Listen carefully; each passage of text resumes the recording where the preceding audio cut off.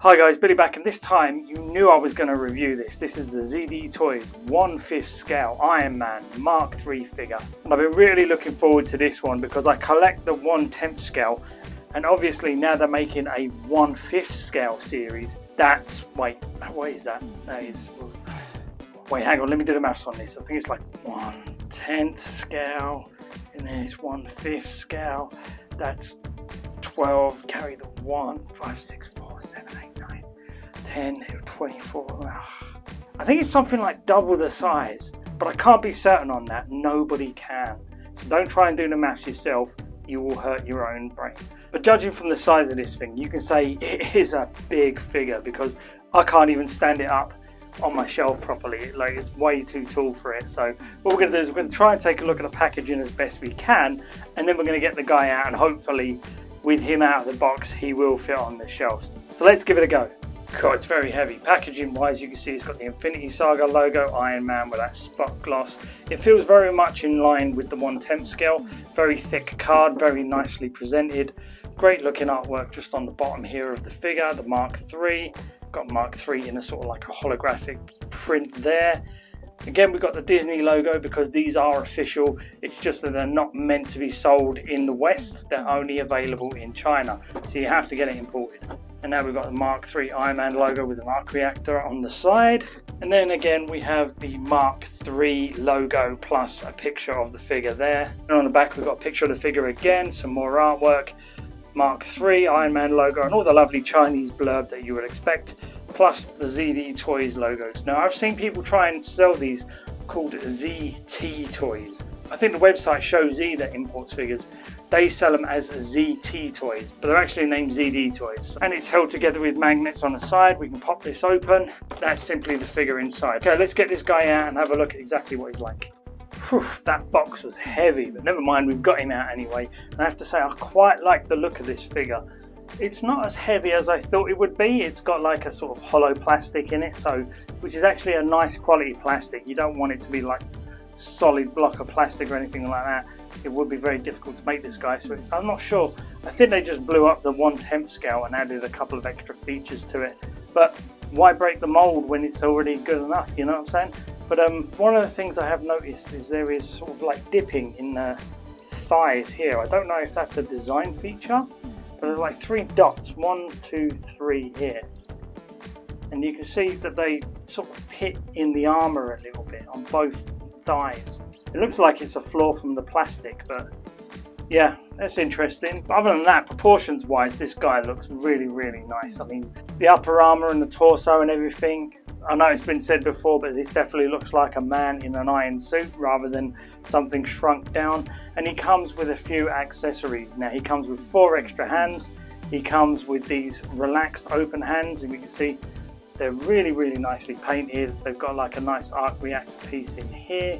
They've actually got panel lines inside the hands themselves, and all the fingers are exposed.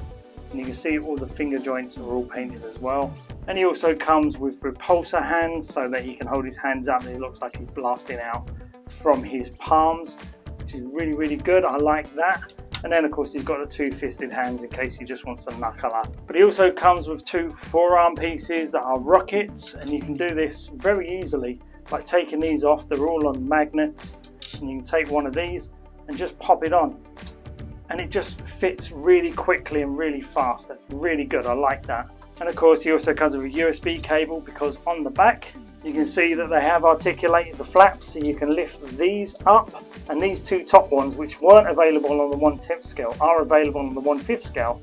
So you can lift up here like that, and you can see that there is an on and off button, and there is a USB port there. If we turn this on now and turn it around, you can see it lights up the arc reactor on the eyes, which is really, really good. I do like a very quick, accessible turn on and off feature. It's a shame they didn't do it for the arms or anything, but then they would have to have separate battery compartments and stuff like Hot Toys, and that is rather inconvenient. So it actually is quite nice that it's all one piece, and you can actually charge the battery with a USB cable whenever you want.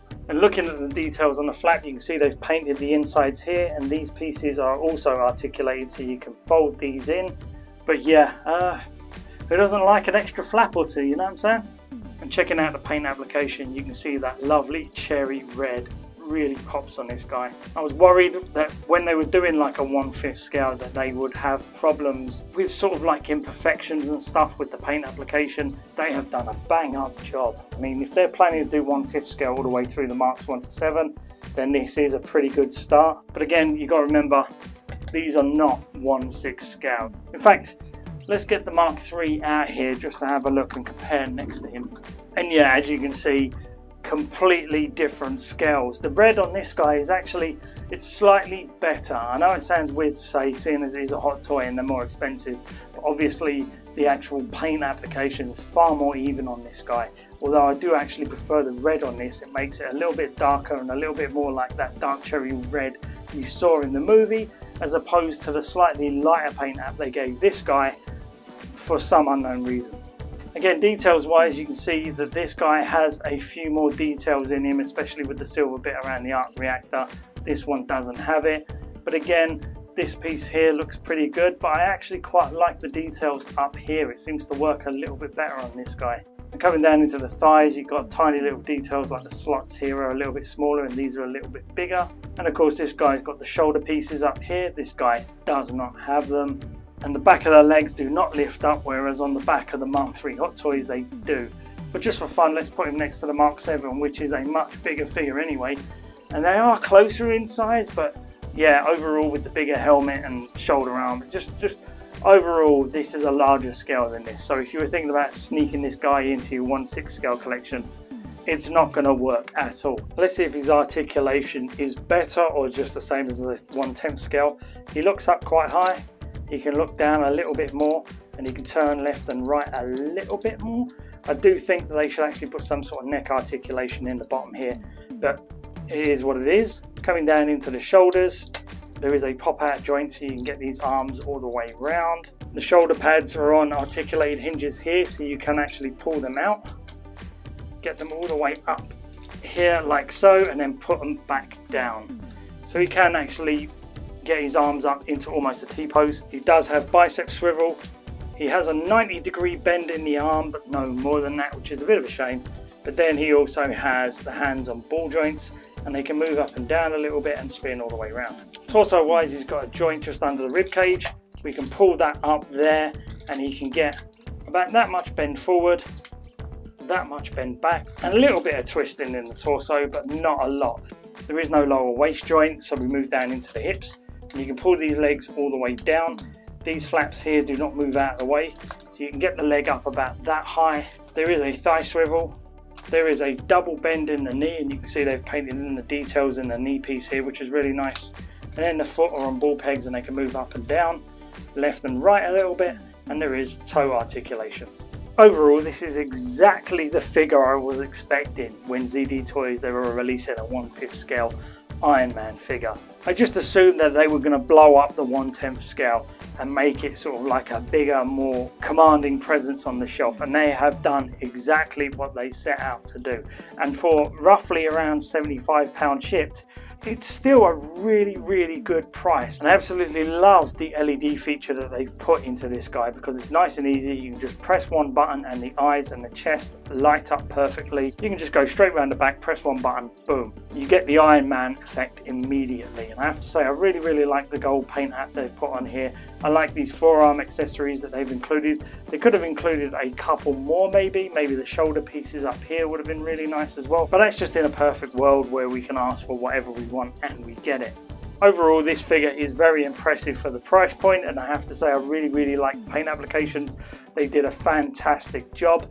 You're not going to be disappointed when you buy this guy, unless you're obviously paying over market value, and in that case, the more money you pay for this, the less you're going to appreciate it. So do yourself a favor and try and find it before it sells out. That way you won't have to pay scalper prices, and you can enjoy this figure simply for what it is and not what it cost you. Okay guys, hope you enjoyed the video. Like and subscribe if you do me a favor now. If you get out of my cave, I've really got no room for any 1/5 scale figures, so I'm going to have to find a place to put this guy, or I'm going to have to sell some stuff. Perish the thought. Thanks a lot guys. Bye bye.